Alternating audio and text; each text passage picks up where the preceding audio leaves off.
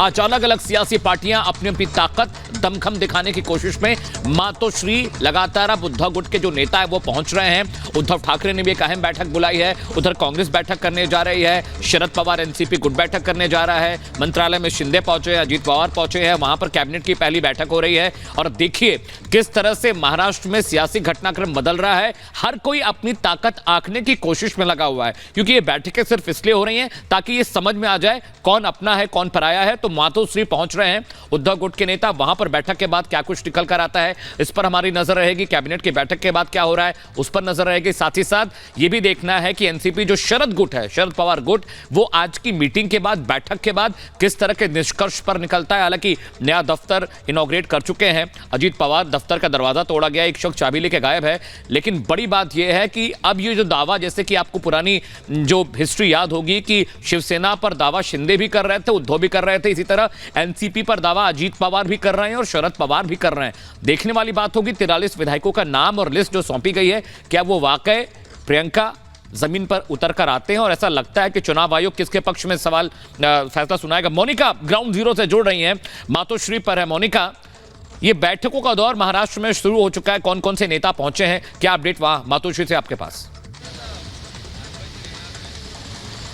देखिए, पहले सुबह जो जानकारी थी वो जानकारी ये थी कि शिवसेना भवन पर ये बैठक होनी थी, लेकिन वहां से ये बैठक शिफ्ट कर अब मातोश्री कर दी गई है। दोपहर 12:30 बजे का जो समय है वो तय रखा गया है बैठक के लिए। और देखिए, लगभग अब सिर्फ 25 मिनट रह गए हैं तय समय अनुसार। अभी 2 से 3 नेता हैं जो कि अंदर गाड़ियां गई हैं, उसके अलावा भी ज्यादा जो गाड़ियां हैं वो अंदर नहीं गई है। और ऐसे में इंतजार हो रहा है यहाँ पर कि जो नेताओं का सिलसिला है आने का, चाहे वो विधायक हो चाहे वो सांसद हो, वो आने का सिलसिला शुरू हो, क्योंकि अभी सिर्फ 2 से 3 गाड़ियां ही अंदर गई हैं। यानी कि 12:30 का जो समय तय किया गया है उससे लगभग लगता है और 10 मिनट बाद जो हलचल है वो यहाँ पर देखी जाएगी। इस बीच ये देखिए, इधर एक और गाड़ी की अंदर जाती हुई नजर आ रही है। शिवसेना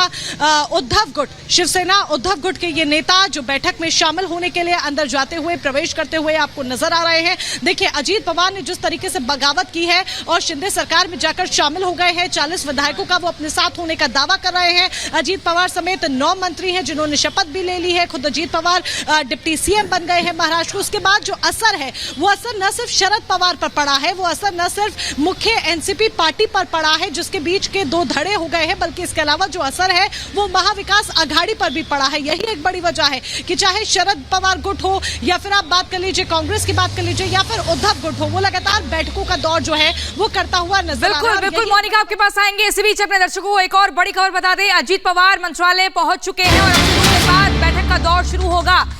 यहां पर जानकारी मिल रही है कि बड़ी जिम्मेदारी मिलने के बाद ये पहली बैठक होने जा रही है। मंत्रालय पहुंच चुके हैं महाराष्ट्र के उप मुख्यमंत्री अजीत पवार और ये सीधा तस्वीरें हम आपको दिखा रहे हैं। देखिए यहां पर किस तरीके से तमाम जो नेता हैं वो एक एक करके पहुंच रहे हैं और इसी पर लगातार ग्राउंड जीरो से एक एक अपडेट आप तक पहुंचा रहे हैं। एक तस्वीर हम आपको बता रहे हैं। ये देखिए तस्वीरें आप देख रहे हैं। अब इस बैठक के बाद क्या कुछ बड़ा निष्कर्ष निकलता है, किन बातों का जिक्र होता है, देखना होगा। देखिए यहाँ आपको तस्वीरों में दिख जाएंगे अजीत पवार पहुंच चुके हैं और आज ही उन्होंने अपने दफ्तर का भी, नए दफ्तर का उद्घाटन भी किया। ये बड़ी तस्वीर और सीधा हम सुमित के पास चलते हैं। सुमित, तस्वीरें सामने आ रही हैं, अजीत पवार मंत्रालय पहुंच चुके हैं, बैठक शुरू होगी और महाराष्ट्र की अगर राजनीति की बात करें तो कहीं ना कहीं उद्धव ठाकरे और शरद पवार की स्थिति भी एक जैसी दिख रही है।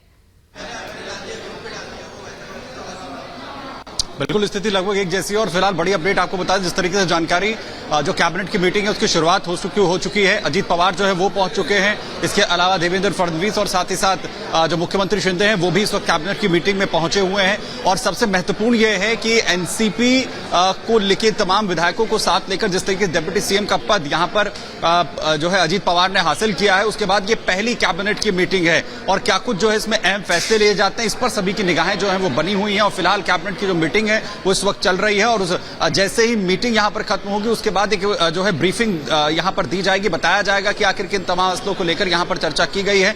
दरअसल महाराष्ट्र की सियासत में जिस तरीके से एक बड़ा उलटफेर देखने को मिला है, स्थिति एनसीपी की भी वही हो चुकी है। शरद पवार भी अब इस वक्त उद्धव ठाकरे जैसी परिस्थिति में आते हुए नजर आ रहे हैं। हालांकि दीगर एडवाइसेस उनकी तरफ से ली जा रही हैं क्योंकि कई बड़े दावे यहां पर जो है अजीत पवार की तरफ से किए गए। बताया गया कि आखिर कैसे जो विधायक हैं वो चाहते थे कि एनडीए का हिस्सा जो है वो एनसीपी जाकर बने, सरकार को अपना समर्थन दे, लेकिन वो लगातार अड़े रहे और इसी वजह से उनकी तरफ से एक बड़ा स्टैंड लिया गया।